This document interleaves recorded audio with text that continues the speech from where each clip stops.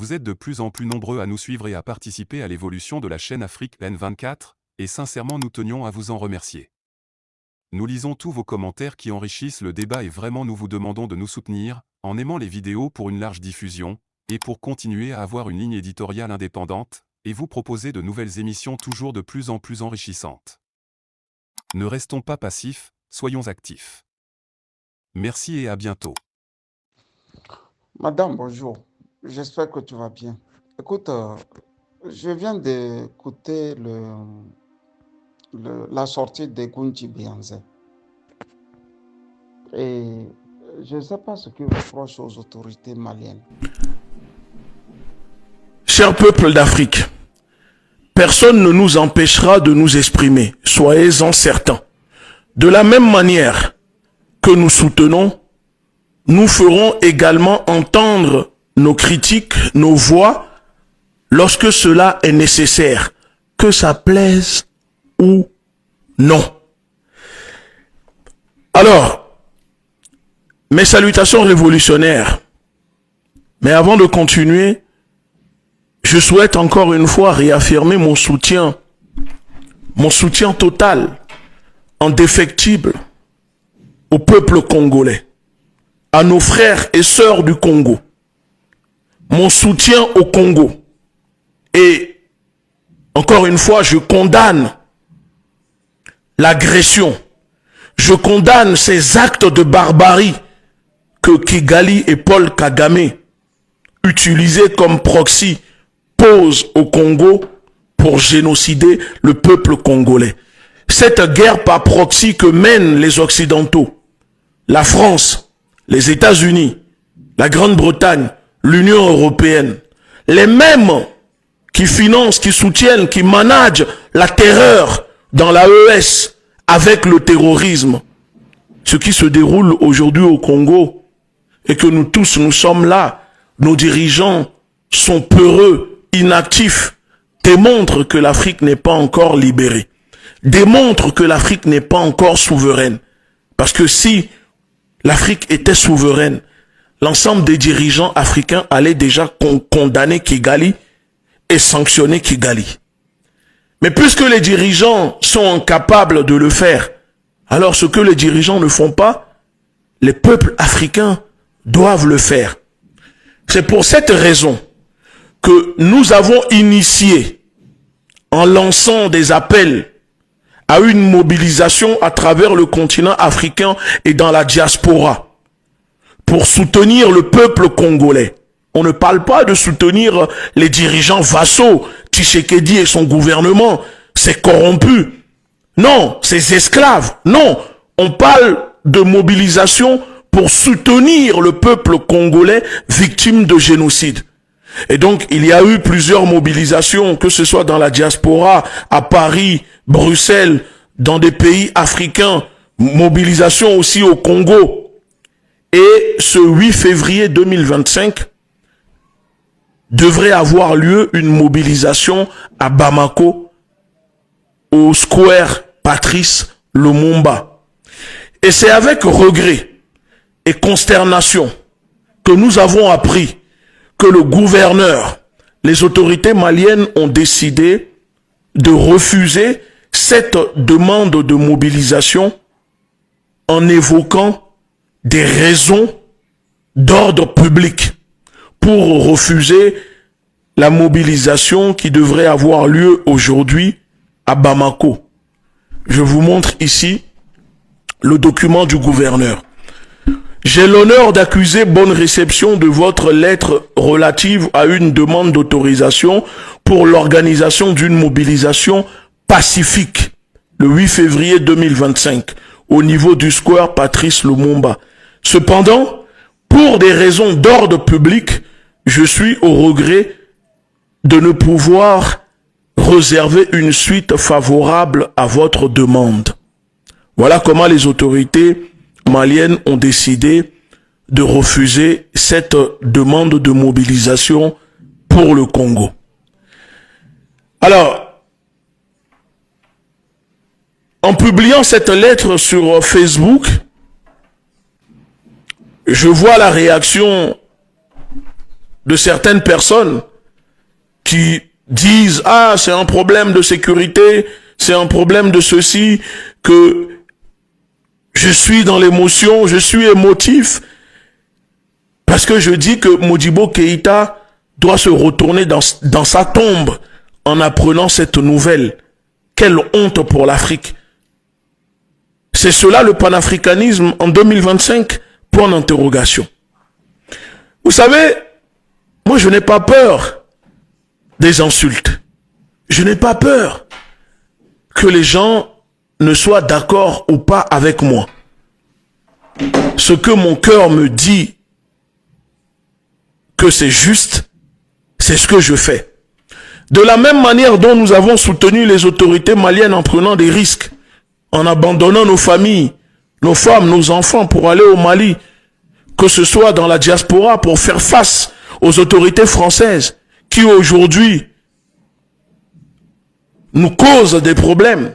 C'est de la même manière que nous allons dire les choses quand ça ne va pas. Et peu importe ce que les gens diront, vous pouvez même dire que c'est parce que nous sommes des agents de la France, c'est parce que nous sommes des agents de Pyongyang, c'est parce que nous sommes... Ce n'est pas un problème. Mais ça n'empêchera pas la vérité d'être dite. Et aujourd'hui, j'ai honte quand je lis des choses comme ça où on refuse une mobilisation pour soutenir le Congo, à Bamako, au Mali. Bamako qui est censé être la capitale du panafricanisme, de la résistance, de la lutte souveraine que les peuples africains veulent faire. Apprendre que on refuse une simple mobilisation pacifique me fout la honte. Alors pour ceux qui évoquent des problèmes de sécurité, des problèmes sécuritaires, selon vous, si cette mobilisation pour soutenir le Congo est refusée, c'est pour des raisons de sécurité. Alors je vais vous prouver et vous démontrer encore une fois que c'est de l'hypocrisie de votre part de dire que cette mobilisation a été refusée pour des problèmes de sécurité. Parce que dans ce même Mali, à Bamako, des mobilisations se font, sont autorisées quand cela, je dirais, arrange les affaires des autorités maliennes. Des mobilisations se font au Mali, à Bamako, même pour soutenir des gens qui ne sont pas africains. Oui, je n'invente rien et je vais le prouver dans cette vidéo. Mais en attendant, j'espère vraiment que cette décision que le gouverneur de Bamako a prise, les autorités maliennes, les autorités, l'État malien ne soutient pas cela. J'espère que le président Assimi Goïta donnera l'ordre au gouverneur d'autoriser la mobilisation pour soutenir le Congo parce que cela est nécessaire. On ne peut pas empêcher le peuple malien de soutenir le Congo. Pourquoi je vous dis que si on doit parler en disant que ce refus est lié à des problèmes sécuritaires ou que parce que le Mali est confronté au terrorisme, alors dans le même temps, pourquoi à Bamako on autorise des mobilisations pour soutenir la Palestine, pour soutenir les Palestiniens, si on refuse des mobilisations pour soutenir le Congo en évoquant des problèmes d'ordre public? Pourquoi à Bamako on organise des manifestations pour soutenir l'Iran, si dans le même temps on refuse une mobilisation pour soutenir le Congo? Pourquoi à Bamako on organise des mobilisations pour soutenir les militaires tous les jours, si dans le même temps on ne peut pas organiser une mobilisation pacifique pour soutenir le Congo? Pourquoi? Pourquoi, cher peuple? Disons-nous la vérité des fois. N'ayons pas peur, n'ayons pas honte. Disons-nous tout simplement la vérité. Le vrai motif derrière ce refus des autorités maliennes d'accorder une mobilisation pour soutenir le Congo, c'est parce que récemment, les autorités maliennes se sont rapprochées de Kigali. Les autorités maliennes ont signé 19 accords. Accords politiques dans le domaine sécuritaire avec Kigali. Le ministre Abdoulaye Diop est parti représenter le président Assimi Goïta lors de l'investiture de Paul Kagame, réélu avec 98,18% des voix au Rwanda. Plusieurs fois, Abdoulaye Diop a été reçu par Paul Kagame en personne lui-même. Les photos sont là. Vous pouvez le voir. Donc nous savons que évoquer des raisons d'ordre public pour refuser une simple mobilisation pacifique est hypocrite. Je vais faire écouter aux personnes ici la vidéo et les déclarations du ministre Abdoulaye Diop quand il s'est rendu à Kigali. Écoutons. Attendez. Les menaces sécuritaires préoccupent de nombreux pays africains et mettent à mal les populations. Le Mali, qui figure parmi les pays luttant contre le terrorisme sur le continent, mise sur la coopération avec le Rwanda pour surmonter les défis politiques et sécuritaires auxquels il fait face depuis quelques années. Je pense qu'aucun de nos pays n'est irréversiblement engagé dans une voie de la gouvernance ou de la stabilité. Nous sommes tous dans des phases d'apprentissage mutuel. Malheureusement, beaucoup de nos frères en Afrique n'ont pas encore compris que nos sorts sont liés et qu'aucun pays ne sortira de cette situation sans les autres pays. C'est le ministre Abdoulaye Diop qui dit que beaucoup en Afrique n'ont pas compris que nos sorts sont liés.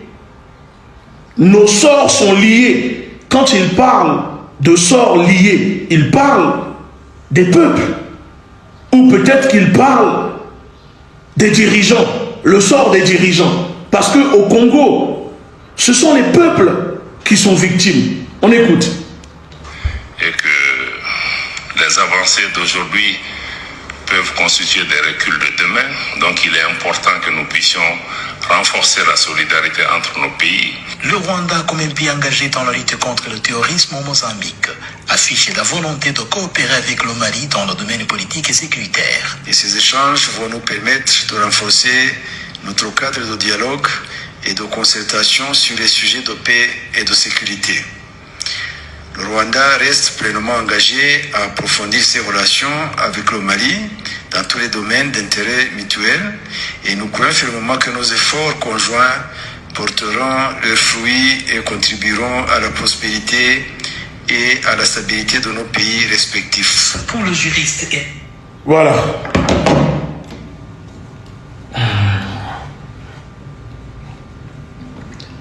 Allez, je remets mon micro et je continue. Attendez. Voilà. Vous venez d'entendre les déclarations du ministre Abdoulaye Diop et de son collègue rwandais. Donc moi je vous dis que les raisons ou la raison évoquée pour refuser cette mobilisation en soutien au peuple congolais n'est pas d'ordre public, mais plutôt d'ordre d'intérêt politique entre les autorités maliennes et Kigali. Je dirais que Bamako ne veut pas froisser Kigali. Bamako ne veut pas montrer à Kigali qu'au Mali, les Maliens manifestent pour soutenir le Congo. Raison pour laquelle, depuis le début de cette histoire, de l'agression, que même les Occidentaux qui financent, qui sont derrière cette guerre, font semblant de condamner, de faire des déclarations, vous remarquerez que le Mali, le gouvernement malien n'a pas fait une déclaration pour condamner Kigali, pour condamner cette agression. Rien. Comme la plupart des pays africains. Parce que il y a une hypocrisie politique qui règne. Dans le même temps, ça parle de panafricanisme. Mais ça ne veut pas réellement embrasser l'idéologie panafricaine. Parce que, pour ceux qui ne le savent pas, nos devanciers, Patrice Lumumba, Nkrumah, Modibo Keïta était sur le point de créer la Confédération des États-Unis d'Afrique, du Ghana, du Congo, du Mali, quand Patrice Lumumba s'est fait assassiner. Aujourd'hui, je pense que Patrice Lumumba et Modibo Keïta doivent se retourner dans leur tombe en voyant que à Bamako, on ne peut pas manifester, se mobiliser pour soutenir le peuple congolais massacré par les mêmes ennemis du Mali. Est-ce que aujourd'hui, pour des raisons d'intérêt, les autorités maliennes viennent-elles de refuser une mobilisation pour soutenir le Congo? La question reste à se poser. La question me taraude l'esprit. Parce que j'ai honte. J'ai honte en tant que combattant de la liberté. J'ai honte en tant que défenseur, en tant que souverainiste, de voir que Bamako, Mali, qui est censé être le cœur de la révolution, le cœur de la lutte souveraine pour une Afrique libre, indépendante, on refuse une manifestation pour soutenir le Congo. Dans le même temps, les mouvements créés pour soutenir les militaires manifestent tous les jours. Il n'y a pas de problème d'ordre public. Récemment, des imams salafistes ont manifesté dans les rues de Bamako sans autorisation. Les autorités maliennes n'ont rien fait du tout. Ces imams et leurs partisans ont défié les autorités maliennes. Quand la police a convoqué ces imams, qui a fait quoi? Rien. On les a vus tous défiler dans les rues de Bamako. Personne n'a été interpellé ni arrêté. Pire, ces imams ont été relâchés. Mais quand il s'agit de nos camarades panafricanistes qui se sont battus pour la révolution au Mali, on n'hésite pas à les enfermer depuis des années. On n'hésite pas à les arrêter. On n'hésite pas à dissoudre les mouvements panafricanistes. Aujourd'hui, on nous dit que pour des raisons d'ordre public, on ne peut pas manifester au Congo, à Bamako pour soutenir le Congo. Non, cher peuple, soyons sérieux. Arrêtons l'hypocrisie. Évoquer des raisons sécuritaires comme les gens le font dans les commentaires, vous le savez que ce n'est pas vrai. Mais puisque on a un problème, on ne veut pas accepter la vérité, on veut être dans le déni. Et c'est ça qui à chaque fois pousse à la perte de l'Afrique.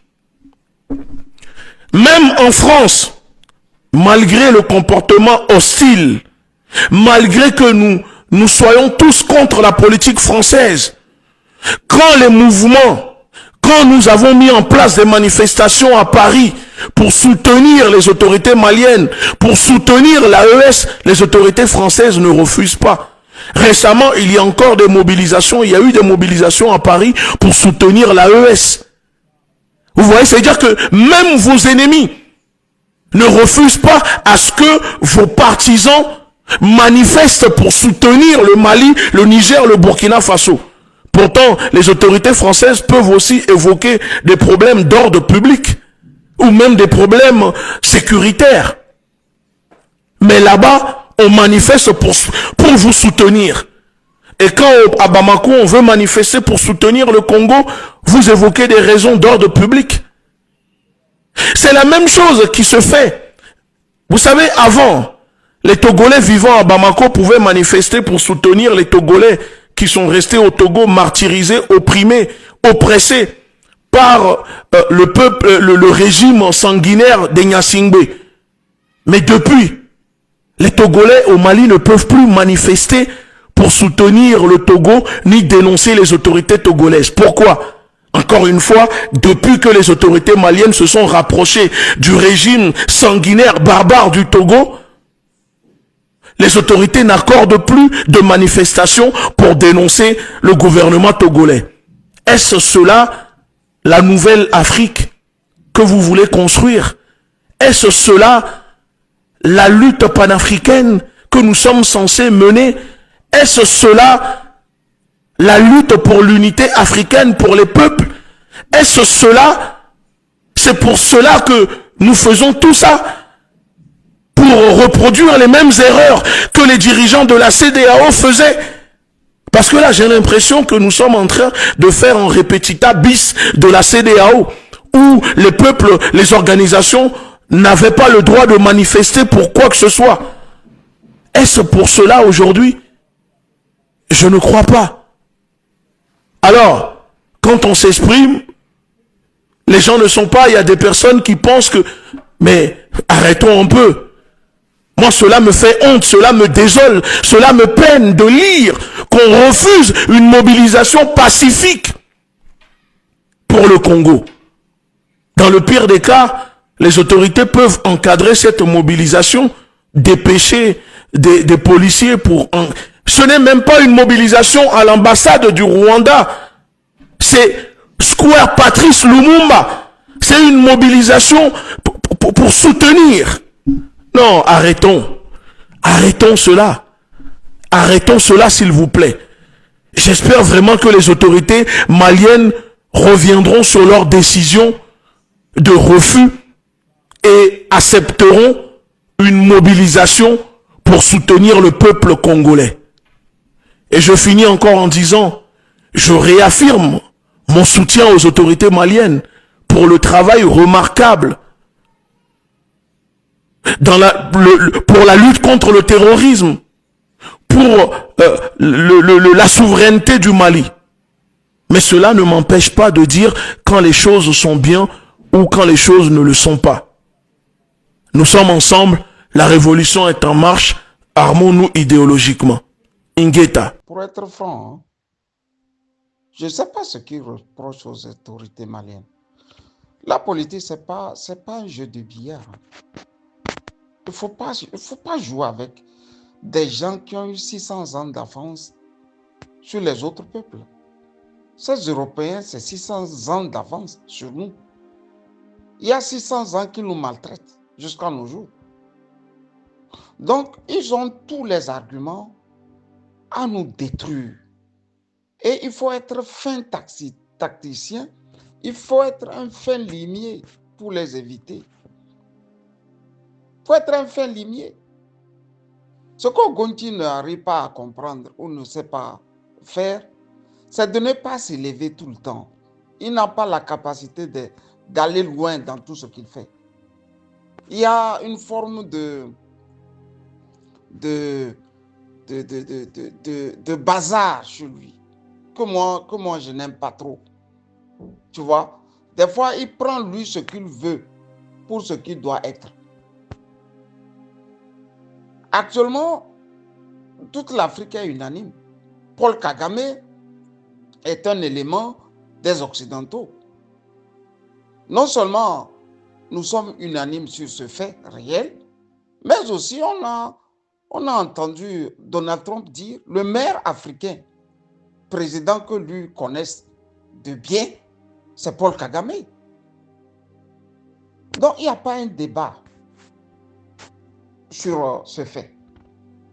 Mais dire qu'on voulait organiser une marche au Mali en soutien aux Congolais et que le gouvernement a refusé et que lui et Gunti, il dit qu'il est en train de dire les vérités. Mais moi, je n'arrive pas à comprendre. Je n'arrive pas à comprendre. Le Mali actuellement n'est pas un pays encore assis. Et ces Occidentaux peuvent envoyer un M23 aussi là-bas. Ils peuvent créer sur le tas un M23. Vous pensez que la Zawad, c'est une mince affaire? Ce n'est pas une mince affaire. Ils doivent combattre au front nord, là, la Zawad, les Algériens. Et au même moment, ils sont en train de combattre les Algériens qui déversent les terroristes sur le Mali. À Bamako, on est en train d'agiter les choses qu'on soutient le Congo. Et moi, je vais être franc avec tous les Africains. Toutes les autorités que le Congo a eues, à part Patrice Lumumba, ces autorités ont toujours été alignées derrière les Occidentaux. Ils ont été alignés derrière leurs Occidentaux. Mais quand on massacrait les petits Palestiniens, le Mali a dit non. Le Niger a dit non. Le Burkina a dit non. Le Congo, lui, a dit oui. On n'a qu'à les massacrer. Lui, il soutient Israël. Vous allez soutenir des gens comme ça. Mais au lieu de sortir, faire des marches, il faut tout faire pour dégommer rapidement les Tshisekedi. Que sert de faire des marches de soutien pour le Congo, quand au sommet du Congo, ce sont des gens qui sont avec les Occidentaux? Si Gouti dit de faire une marche pour chasser le pouvoir du Congo, on peut comprendre. Et mettre des patriotes, mettre des militaires là-bas, on peut comprendre. Mais dire qu'ils doivent faire des marches au Mali pour dénoncer ce qui se passe au Congo. Mais Gouti n'a qu'à le faire au Togo, chez lui. C'est plus facile au Togo, non? Parce qu'il est togolais. Parce qu'il est togolais, il n'a qu'à aller au Togo et faire ça. D'autant plus que le régime togolais aussi dit que eux aussi là sont des panafricanistes. Ce n'est pas parce que les gens vous permettent de venir dans leur pays que vous allez fouler le pays comme vous voulez. C'est ça chez l'Africain, ce que moi je n'arrive pas à comprendre. Mais l'Union européenne existe. Tu rentres en France comme tu veux, tu ressors comme tu veux, venant d'Allemagne, venant d'Italie, venant de Suède, ainsi de suite. Mais ils gardent leur originalité. Ils gardent leur originalité. Vous voyez? Les Allemands sont pour les Ukrainiens. Mais tout à côté, les Hongrois sont contre les Ukrainiens. Tu vois?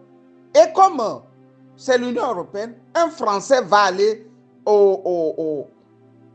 comment dirais-je, en Hongrie et dire que je veux faire une marche contre les Allemands parce que les Allemands sont contre les Ukrainiens. Et sont pour les Ukrainiens, pardon. Vous voyez, quand vous laissez les gens des Gunti comme ça, en Afrique, ils finissent par créer du bordel. Ils créent du bordel. Et vous pensez qu'ils sont en train de lutter. On ne lutte pas comme ça.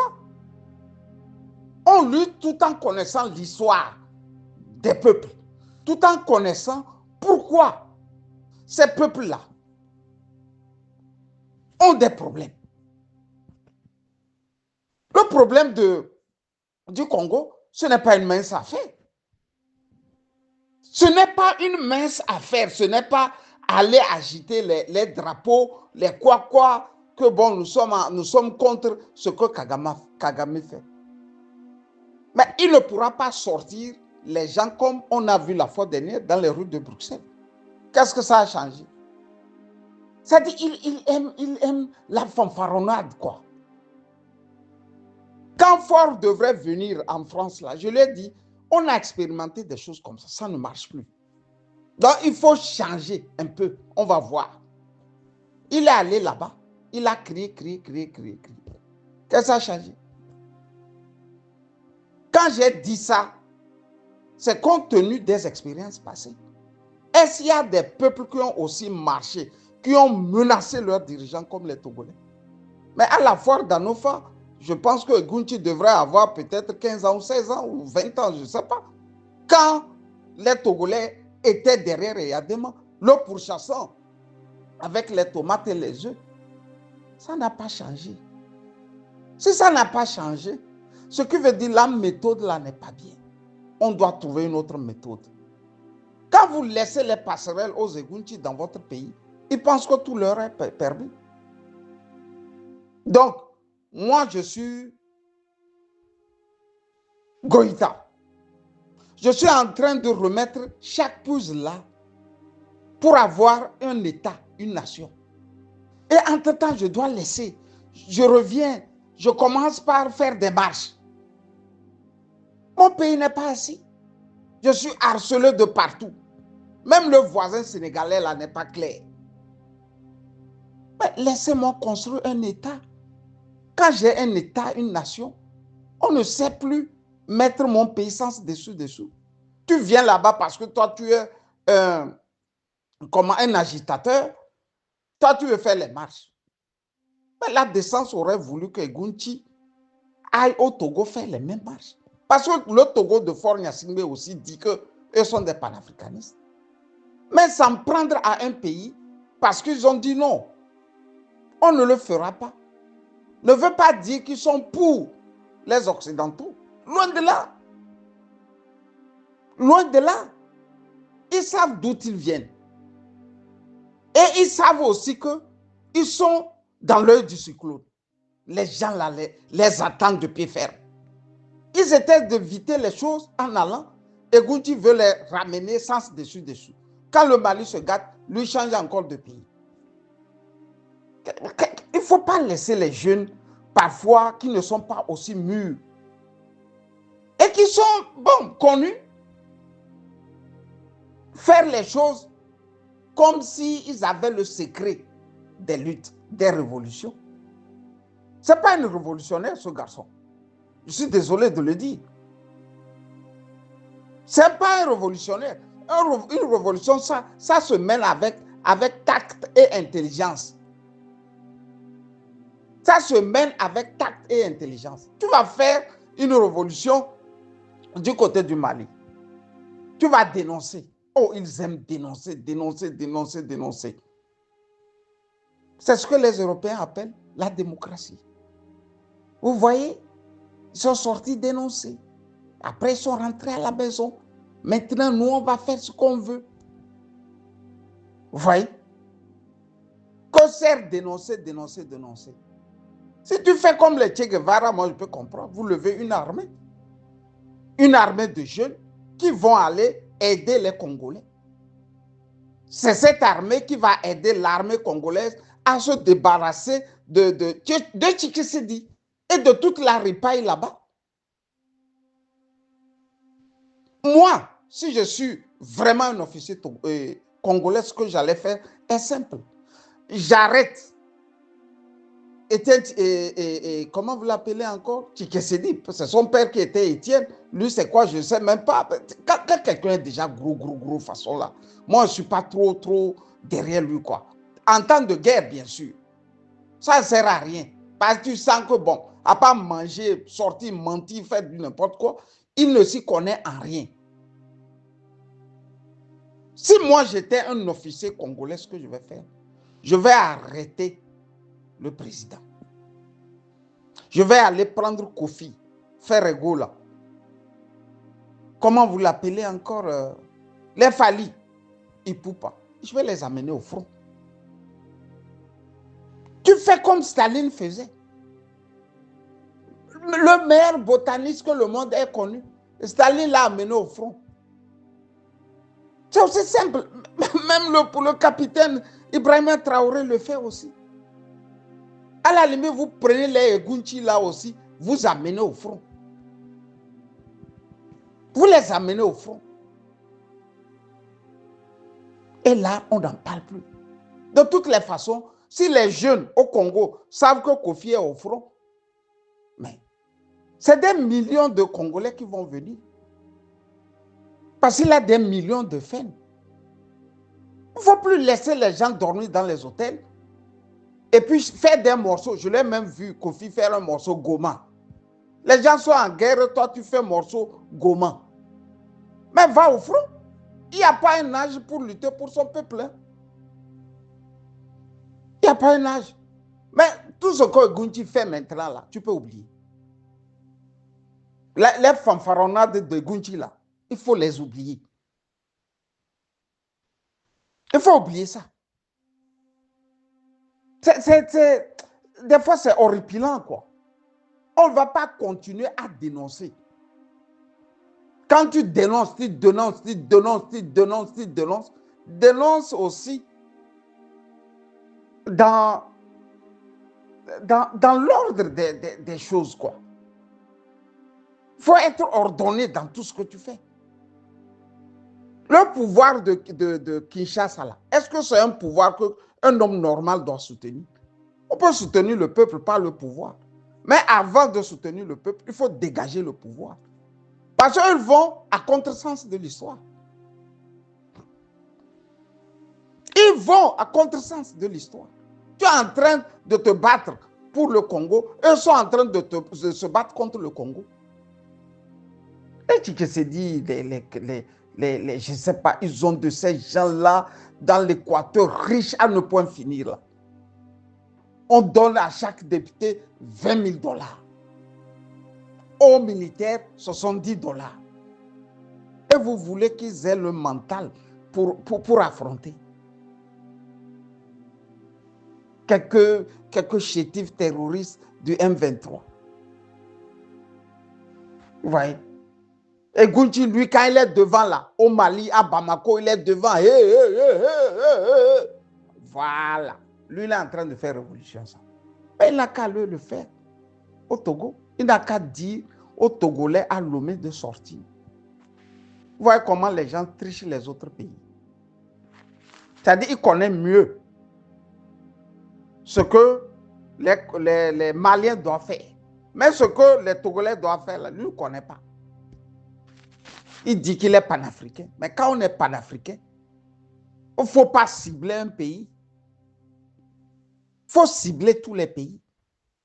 Tu vas dénoncer comment? On te dit ici, là, c'est plus question de dénoncer. C'est une question de prendre le taureau par les cornes. Il aime ce que nous on a fait dans les années 90 jusqu'à 2005, là, je crois. C'est ce que lui veut faire maintenant. Nous, on a dépassé ça. Il faut dire à Egunchi que nous, on a dépassé ça. Ce que lui veut faire avec les marches, là, nous, on n'est plus dedans. On n'est plus dedans. Tu vas à Genève, les Africains sont là, ils marchent, ils marchent, ils marchent. Les Blancs passent, contournent et rient. Parce qu'ils savent que le lendemain, ça ne va rien donner. On vous parle des limites de la démocratie. Africain ne veut même pas entendre. Ces gens-là ne sont plus à la démocratie, ils sont à la barbarie. Quand eux veulent prendre là, ils arment les gens. On vient, on vous prend tout. Au lieu de vous armer à affronter ça, vous vous armez à crier avec des pancartes. Mais c'est quand ils trônaient sur le monde qu'ils faisaient semblant de comprendre ce que c'est que la démocratie. Quand on arrête quelqu'un quelque part, les gens sortent par milliers dénoncer et puis bon, le lendemain, le jeu de la démocratie est joué. Tu vas dire quoi aux Américains maintenant par les marches? Ça ne leur dit rien. Ça ne leur dit rien. La fois dernière, les transgenres sont sortis aux États-Unis marcher parce que leurs droits sont bafoués. Mais Trump est encore sorti. Il a signé qu'il ne les veut plus dans les Jeux olympiques, encore moins dans l'armée. Vous voyez comment ils fonctionnent chez eux, non? Ils veulent dire que vos marches, tout ça là, ça ne sert à rien. C'est en ce moment, les Ogunti la veulent marcher. Pas au Togo, hein, mais au Mali. Dites à ce garçon-là que ces trucs, sa manière de faire des révolutions là, nous on n'est plus dedans. S'il veut faire la révolution, comme on le voit faire, comme on l'a lu, comme on l'a connu, nous épouserons ses idées. S'il dit qu'il faut engager une force internationale pour amener nos jeunes africains à affronter les Rwandais, je peux comprendre. Mais s'il dit de sortir marcher là, il n'est pas fatigué de marcher avec ses habits bizarres là. Tu le vois avec des habits bizarres comme si tu veux monter au ciel là. C'est ça, lui, l'appelle être révolutionnaire. Un révolutionnaire porte des habits qui lui permettent d'être agile. Hein. Quand tu vois Che Guevara, il a un petit béret, un petit chapeau et un treillis. Il n'est pas dans les boubous façon des Gunti là. Et de ces Africains, moi, je ne veux plus les voir. Sincèrement, il m'horripile, quoi. Bon week-end à toi, madame. Bye bye. Likez la vidéo si ce n'est pas déjà fait. Laissez aussi votre point de vue en commentaire. Abonnez-vous et cliquez aussi sur la petite cloche de notification pour ne rien rater de nos prochaines vidéos. N'oubliez pas de partager aussi la vidéo et de la liker.